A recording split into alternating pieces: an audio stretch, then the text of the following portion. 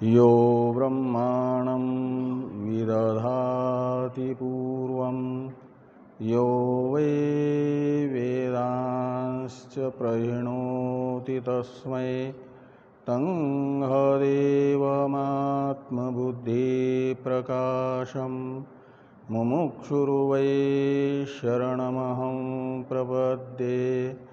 ओम शांति शांति शांति। शंकरं शंकराचार्यं केशवं बादरायणं सूत्रभाष्य कृतो वंदे भगवन्तौ पुनः पुनः। ईश्वरो गुरुरात्मेति मूर्तिभेदविभागिने व्योमवद्व्याप्तदेहाय दक्षिणामूर्तये नमः। ओम शांति शांति शांति।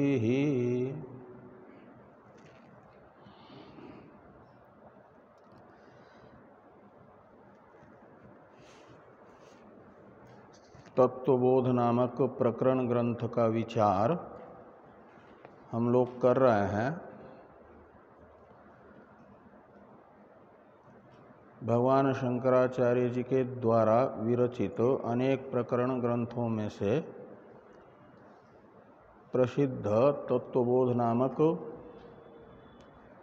इस ग्रंथ के मंगलाचरण का उच्चारण कल हम लोग कर चुके हैं।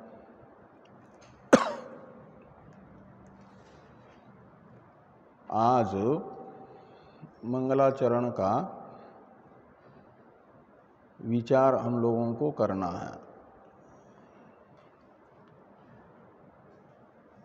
जो वासुदेवेंद्र योगींद्रम इत्यादि श्लोक हैं, इसकी व्याख्या करना है। तो व्याख्या का लक्षण है, ऐसे किसी विषय पर व्याख्यान करना है का अर्थ होता है उस व्याख्येय ग्रंथ के विषय में 5 कृत्यों को संपन्न करना, उसका नाम होता है व्याख्यान। उस व्याख्यान का लक्षण बताया गया है, पदच्छेद पदार्थोक्ति ही विग्रहो वाक्य योजना आक्षेपस्य समाधानम व्याख्यानम पंचलक्षणम। व्याख्येय कहा जाता है जिस ग्रंथ की व्याख्या की जा रही है उसे कहते हैं व्याख्येय। व्याख्या का विषय व्याख्येय कहलाएगा। और व्याख्यान का मतलब उस ग्रंथ का अर्थ ज्ञानानुकूल प्रतिपादन, ये व्याख्यान कहा जाता है।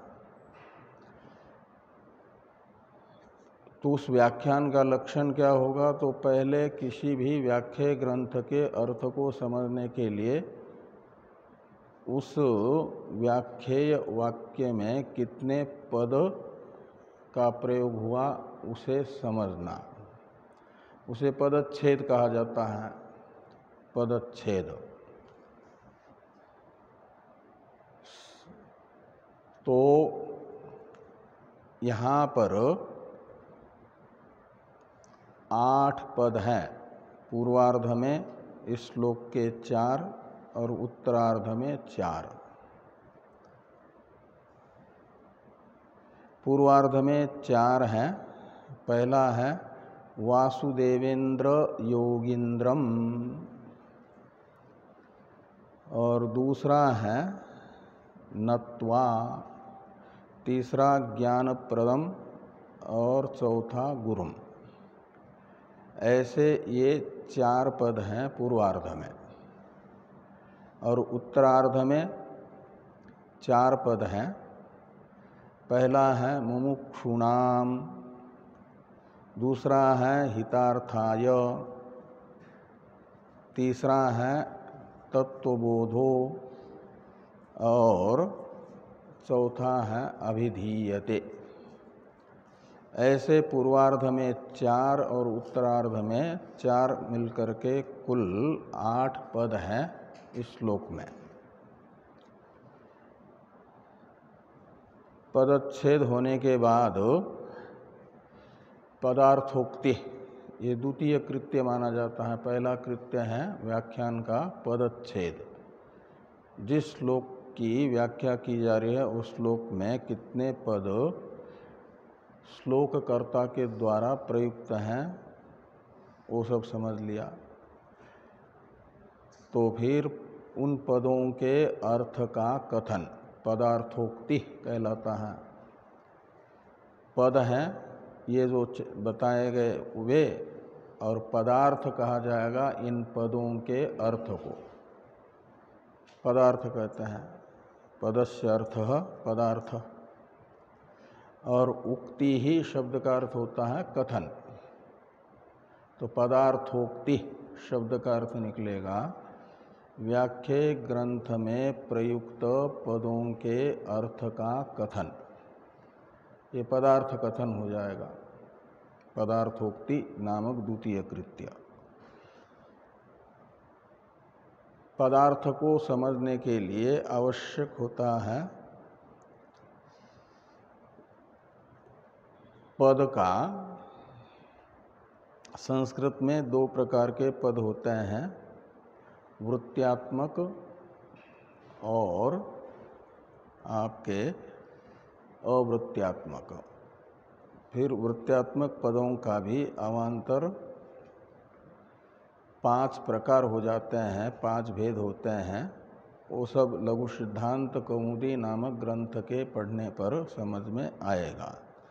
उससे पहले विभक्ति को समझना आवश्यक होता है पदार्थ के समझने के लिए। वृत्ति आदि का विचार जैसे जैसे ग्रंथ आप पढ़ते जाओगे, लघु सिद्धांत कौमुदी आदि, वो समझ में आएगा। अभी इतना समझना कि ये 8 पद हैं, उनमें से प्रत्येक पद की कौन सी विभक्ति होगी उसको समझना। तो पूर्वार्ध में जो 4 पद हैं उनमें से 3 पद हैं द्वितीया विभक्त्यंत। विभक्ति होती है संस्कृत में सुप, सुबंत और तिगंत, ऐसे पदों को कहा जाता है पद। तो सुप विभक्ति, तिंग विभक्ति। तो ये प्रथमा, द्वितीया, तृतीया, चतुर्थी, पंचमी, षष्ठी, सप्तमी, ये सब विभक्ति कहलाती है।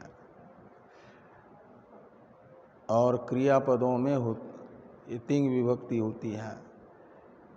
तो वासुदेवेंद्र योगिंद्रम, ये है द्वितीय विभक्त्यंत एक पद।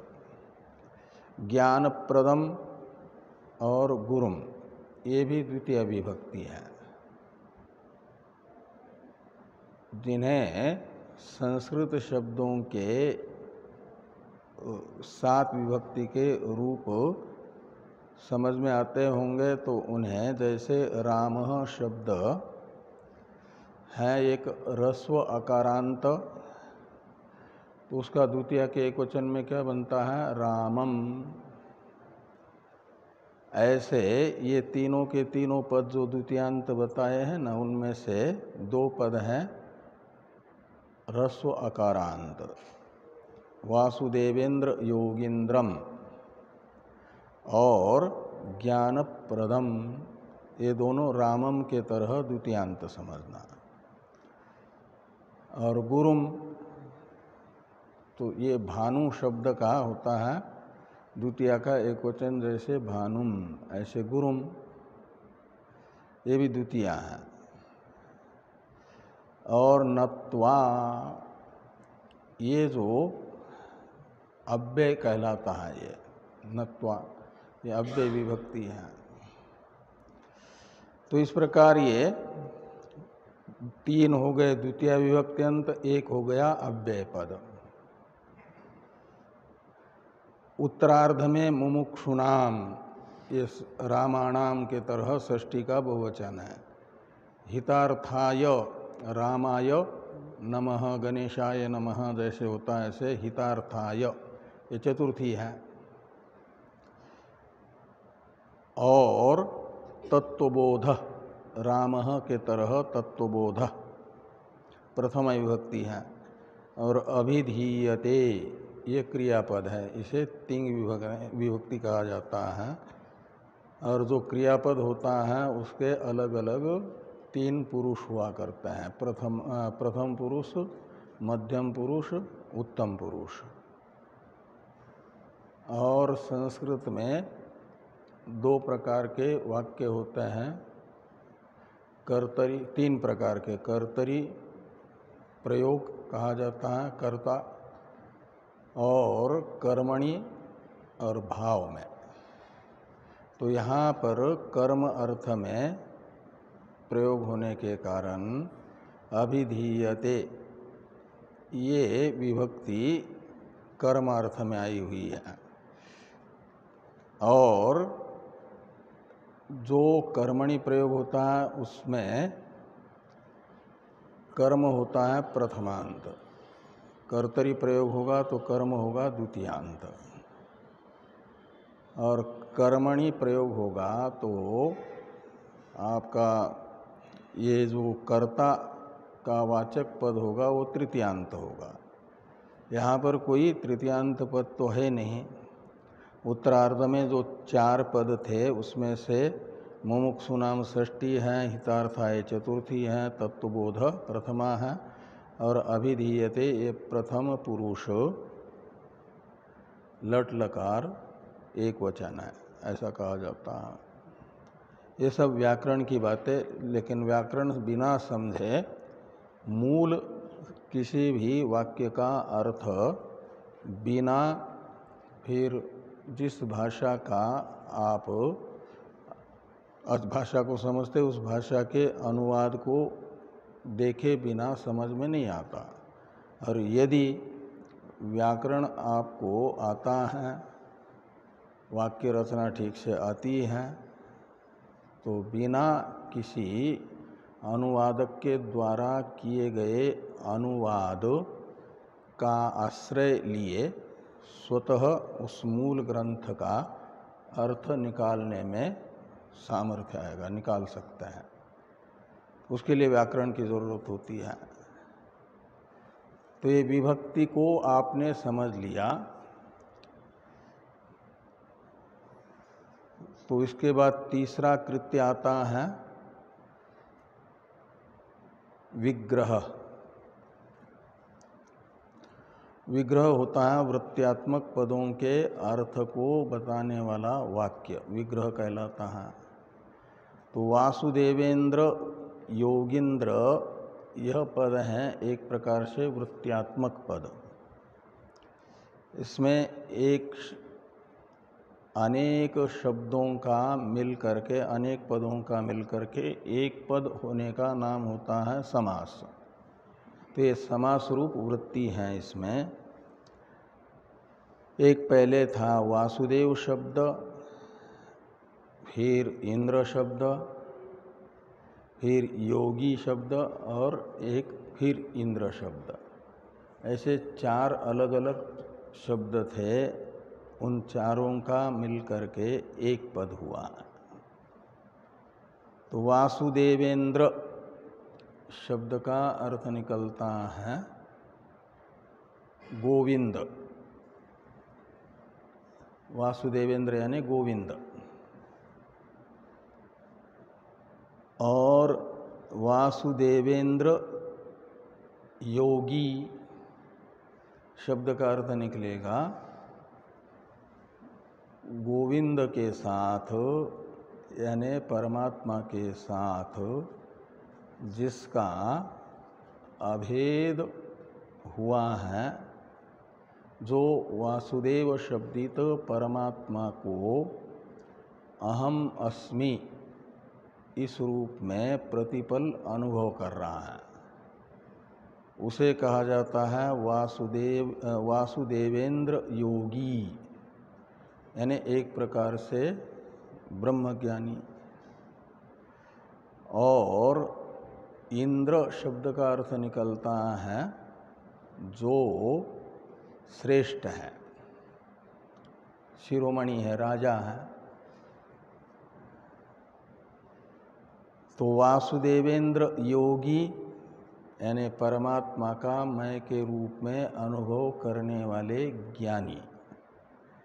और उन ज्ञानियों में जो इंद्र हैं यानी श्रेष्ठ हैं, विद्वद वरिष्ठ हैं, ज्ञानियों की भी उनकी ज्ञान निष्ठा को देख करके अलग अलग नाम से उनकी अवस्था को देख करके विद्वत जगत में प्रसिद्धि होती है।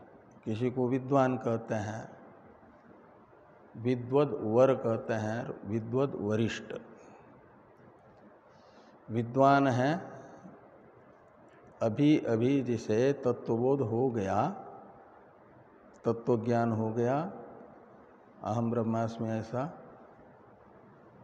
सत्वापत्ति नामक भूमिका में पहुंचा, तो माना जाता है कि यह विद्वान है। विद्वान है का मतलब शब्दार्थ ज्ञान मात्र नहीं, वेदांत शास्त्र के तात्पर्य विषयभूत ब्रह्मात्म एकत्व का अनुभविता है, विद्वान हुआ। विद्वद वर कहा जाता है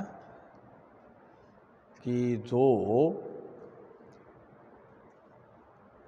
दो अन्य विद्वान हैं और ये एक विद्वान है, उनमें से श्रेष्ठ दो में से एक की श्रेष्ठता का निर्धारण करने के लिए वरच प्रत्यय का प्रयोग किया जाता है संस्कृत में। तो विद्वद वर और विद्वद वरिष्ठ कहा जाता है कि जो सर्वश्रेष्ठ है विद्वानों में। तो भगवान शंकराचार्य जी अपने जो गुरुदेव हैं योगी गोविंद पादाचार्य जी, उनके लिए वासुदेवेंद्र योगींद्र इस शब्द का प्रयोग कर रहा है। इसलिए वासुदेवेंद्र का अर्थ निकला गोविंद और योगींद्र का अर्थ निकलेगा कि जो परमात्मा से अनन्य गोविंद भगवत पाद नामक, और ये विशेषण है किसका? गुरु का। हमारे जो गुरुदेव हैं वे भगवत गोविंद पादाचार्य जी हैं और वे केवल वेदांत तात्पर्य विषयभूत ब्रह्मात्म एकत्व के अनुभविता मात्र नहीं है, वो अनुभव कराने में भी समर्थ है, इसलिए विद्वद वरिष्ठ है। इस अभिप्राय से आगे कहते हैं कि दूसरा एक विशेषण बताते हुए ज्ञानप्रदम, ज्ञानप्रद कहा जाता है। प्रद, इसमें द शब्द का तो अर्थ है दाता, देने वाला, और प्रद कहा जाएगा प्रकृष्ट रूप से देने वाला। कोई देने वाला होता है, जितनी आशा लेकर के आप गए हो दाता के पास, उसकी आशा की अपेक्षा बहुत ही कम देने वाला, कंजूस दे रहा है थोड़ा बहुत कुछ, वो तो द है यानी दाता है। कोई होता है आपकी जितनी इच्छा है उतना पूरा पूरा देता है, कुछ जितनी इच्छा है आप लेकर के गए थे उससे अधिक ही देता है, तो प्रकृष्ट दाता कहलाता है। प्रकृष्टम ददाति इति प्रदम, ऐसी उत्पत्ति करते हैं, या प्रकर्षेण ददाति इति प्रदम, तो वो हो गया प्रद शब्द का अर्थ। क्या देता है उत्कृष्ट रूप से, आपकी अपेक्षा से भी अधिक, तो ज्ञानम, तो ज्ञानप्रदम का अर्थ निकलेगा ज्ञानम प्रकर्षेण ददाति यह स ज्ञानप्रदम। ऐसी ज्ञानप्रद शब्द की व्याख्या करते हैं तो अर्थ निकलता है हमारी अपेक्षा, यानी जिज्ञासा से, जिज्ञासा में यदि थोड़ी बहुत कहीं न्यूनता है, उस न्यूनता को भी परिपूर्ण करके जो हमें अपने वास्तविक स्वरूप की अनुभूति कराने में समर्थ है, वो हो गए एक प्रकार से ज्ञानप्रदम। ये दो गुरु के विशेषण हैं, एक वासुदेवेंद्र योगींद्रम और दूसरा ज्ञानप्रदम और गुरुम। नत्वा शब्द का अर्थ है, नम धातु से नत्वा शब्द बना, तो उसका अर्थ निकलता है नमस्कार करके। नत्वा का अर्थ है नमस्कार करके। तो ये जो यहाँ पर और गुरु शब्द की भी व्याख्या करते हुए कहा जाता है, गु शब्द का अर्थ है अंधकार, रू शब्द का अर्थ है उस अंधकार का निवर्तक प्रकाश, उसे कहा जाता है गुरु। गुरु कोई शरीर विशेष नहीं, अपितु ऐसा प्रकाश जो वेदांत तात्पर्य विषयभूत ब्रह्मात्म एकत्व विषयक अज्ञान का निवर्तक प्रकाश है, प्रकाशप्रद है, वो गुरु है। और वो प्रकाश क्या है? अज्ञान का निवर्तक प्रकाश ज्ञान है, इसलिए ज्ञानप्रदम।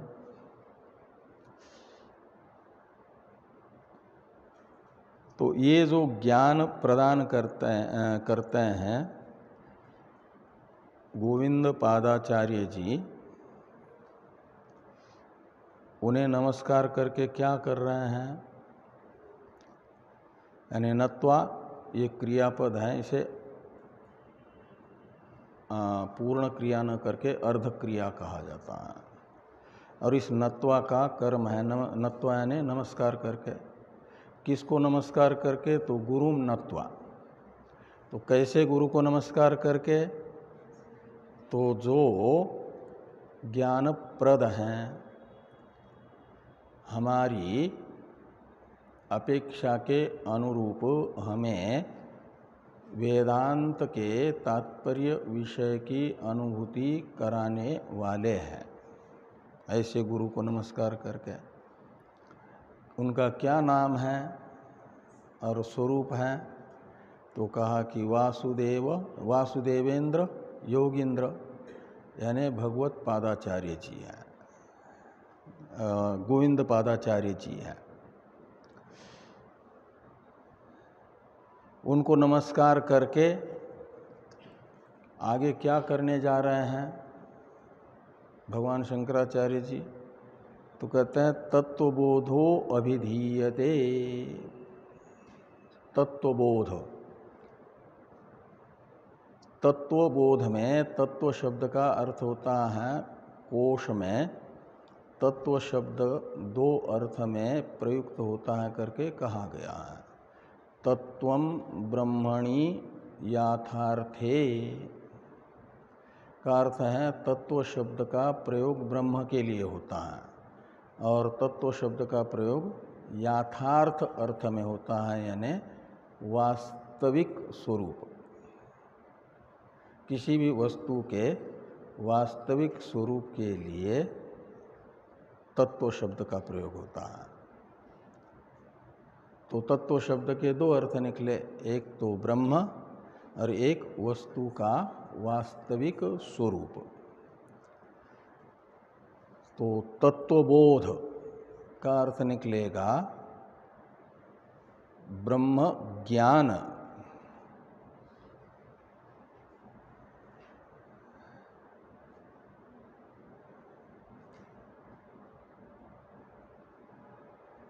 जिससे हो ऐसा ग्रंथ, ये ग्रंथ का नाम है ना। इसलिए तत्वस्य तत्वं बोधयति इति तत्वबोध, ऐसी तत्वबोध शब्द की उत्पत्ति करते हैं तो अर्थ निकलता है जैसे कुंभम करोति इति कुंभकारः का अर्थ निकलता है घड़ा बनाने वाला। ऐसे तत्वं बोधयति का अर्थ निकलेगा जो तत्व जिज्ञासुओं को तत्व का बोध कराता है। यानी तत्व ज्ञान में जो करण है, प्रमाणभूत है, तत्वबोध का प्रमाण वो कौन है? ये ग्रंथ। शब्द प्रमाणात्मक है ना, इसलिए तत्वबोध शब्द का अर्थ लीजिए। एक तो जब बोध शब्द का अर्थ केवल ज्ञान करेंगे तो तत्व ज्ञान अर्थ निकलेगा, लेकिन यहाँ पर हितार्थाय में हित शब्द का अर्थ है तत्वज्ञान, ब्रह्मज्ञान।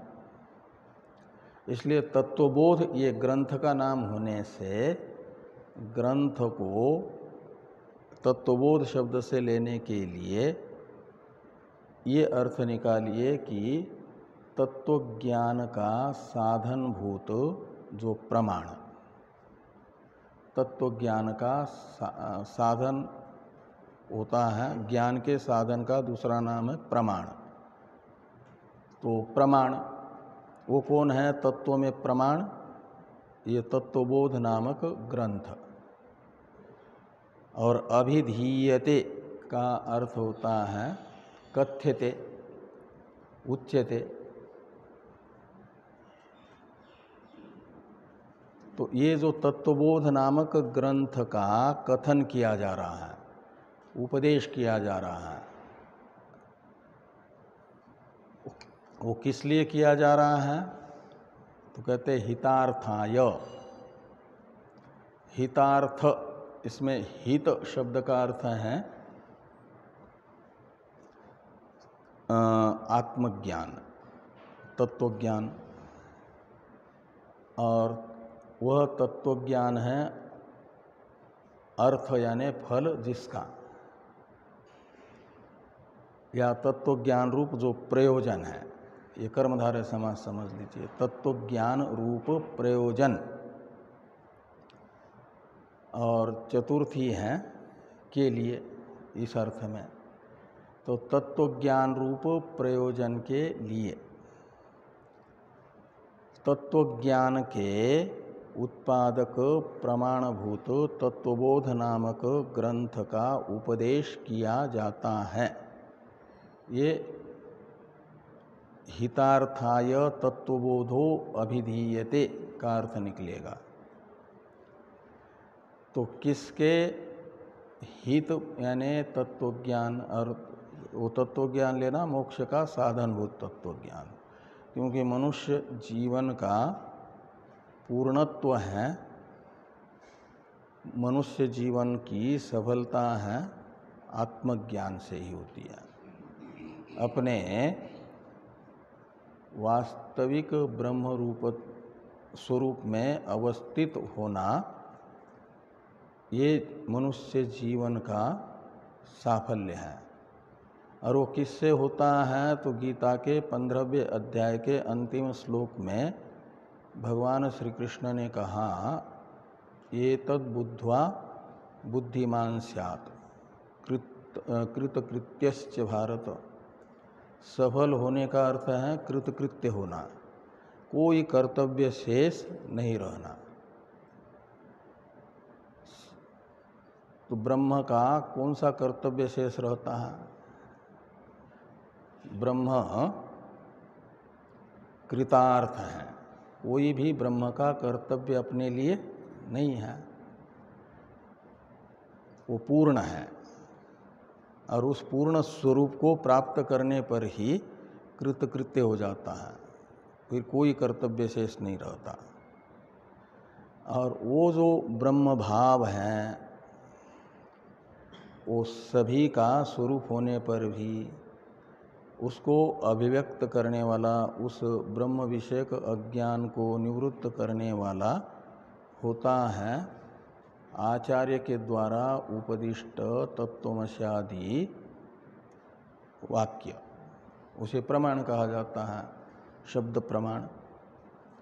और उस शब्द प्रमाण से होने वाला जो अहम ब्रह्मास्मि ज्ञान, उसी से हो जाता है ब्रह्म स्वरूपता के अज्ञान का निराकरण, आवरण भंग जिसे कहा जाता है।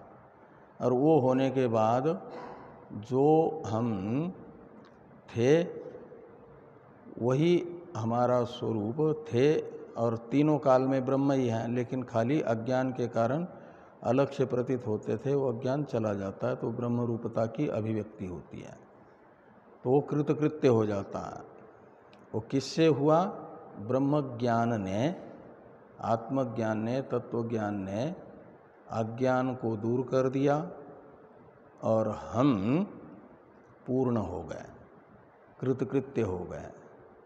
इसलिए जो हमें कृतकृत्य कर दे, हमारे जीवन को सफल बना दे, कोई भी कर्तव्य शेष न रहे, वह जिससे ऐसा होता है उसे कहा जाता है हित। तो मनुष्य के लिए हितकारक माना जाता है आत्मज्ञान, और वो आत्मज्ञान जिससे होता है उसे कहा जाता है शब्द प्रमाण। शब्द प्रमाणों में ये वेदांत के जितने भी तत्वमसि मूल हैं और उस तत्वमसि की व्याख्या ही माने जाते हैं एक प्रकार से सभी बाकी वेदांत ग्रंथ। चाहे फिर आप उपनिषदों के माध्यम से अहम ब्रह्मास्मि ऐसे अपने स्वरूप की पहचान कर लो, या गीता के माध्यम से कर लो, या ब्रह्मसूत्र के माध्यम से कर लो, या किसी प्रकरण ग्रंथ के माध्यम से अपने स्वरूप की अनुभूति प्राप्त कर लो। जिस ग्रंथ के यानी जिस वाक्य के द्वारा आपको अहम ब्रह्मास्मि अनुभूति हो रही है, उस वाक्य को कहा जाएगा तत्वबोध। रो तत्वबोध नामक ये प्रकरण ग्रंथ है, इससे भी अहम ब्रह्मास्मि अनुभूति होती है। इसलिए वो हुआ प्रमाण तत्वबोध, और उस प्रमाण का फल है अहम ब्रह्मास्मि ये प्रमा। प्रमाण का फल होता है प्रमा, और उस प्रमा को बताने वाला शब्द है हितार्थाय में हित शब्द। तो उस हित के लिए यानी जिज्ञासु को अहम ब्रह्मास्मि बोध उत्पन्न हो जाए, इसके लिए तत्वबोध नामक प्रमाण का उपदेश किया जाता है। ये तत्वबोध किसको होना है? तो कहते हैं मुमुक्षु नाम। तो मुमुक्षु कहा जाता है मोक्षम इच्छति इति मुमुक्षु। मोक्ष को जो चाहता है उसे मुमुक्षु कहते हैं, मोक्ष चाहने वाला। यानी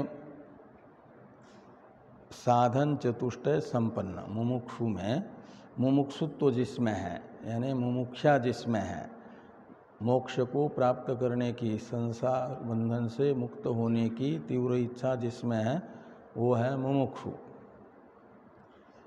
और ये मुमुक्षा उपलक्षण है पूर्ववर्ती तीन साधनों का।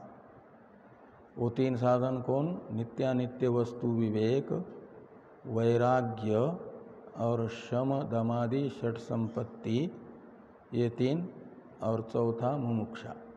इन चार साधनों से जो संपन्न है, साधन चतुष्टय संपन्न, ऐसे मुमुक्षु को हित यानी अहम ब्रह्मास्मि अनुभूति हो जाए, इस उद्देश्य से तत्वबोध नामक ग्रंथ का उपदेश किया जा रहा है।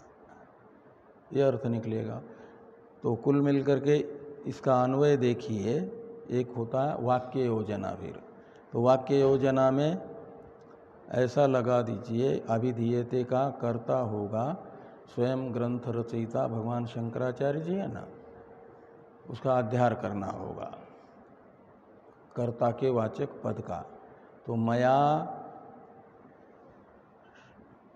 ग्रंथकर्त्रा, मया ग्रंथकर्त्रा, ऐसे इन शब्दों का प्रयोग करिए शुरू में अध्यारित।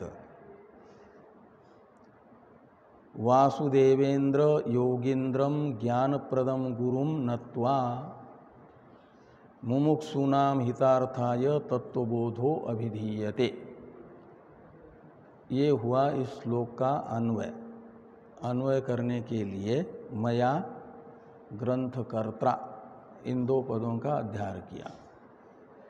तो मुझ, मया ग्रंथकर्ता का अर्थ है मुझ तत्वबोध नामक ग्रंथ के रचयिता के द्वारा। और तत्वबोध नामक ग्रंथ के रचयिता कौन है? शंकराचार्य जी। तो शंकराचार्य जी के द्वारा वासुदेवेंद्र योगींद्र नामक यानी गोविंद पादाचार्य नामक ज्ञान प्रदान करने वाले गुरु जी को नमस्कार करके मुमुक्षुओं को तत्वबोध हो जाए, अहम ब्रह्मास्मि अनुभूति हो जाए, इसके लिए तत्वबोध नामक ग्रंथ का उपदेश किया जाता है। तत्वबोध नामक ग्रंथ की रचना की जाती है। ये इस श्लोक का अर्थ निकलेगा। थोड़ा बहुत और कुछ इस विषय में वक्तव्य है, उसे कल बताएंगे। ओम पूर्णमदः पूर्णमिदं पूर्णात् पूर्णमुदच्यते पूर्णस्य पूर्णमादाय पूर्णमेवावशिष्यते। ओम शांति शांति शांति। शंकरं शंकरा केशवं बादरायणं सूत्रभाष्य कृतो वंदे भगवन्तो पुनः पुनः। ईश्वरो गुरुरात्मेति मूर्तिभेद व्योमवद् व्याप्तदेहाय दक्षिणामूर्तये नमः। ओम शांति शांति शांति। थोड़ा समझ में नहीं आता है तो पूछ भी सकते हैं, स्वाध्याय में प्रश्नोत्तर हो सकता है।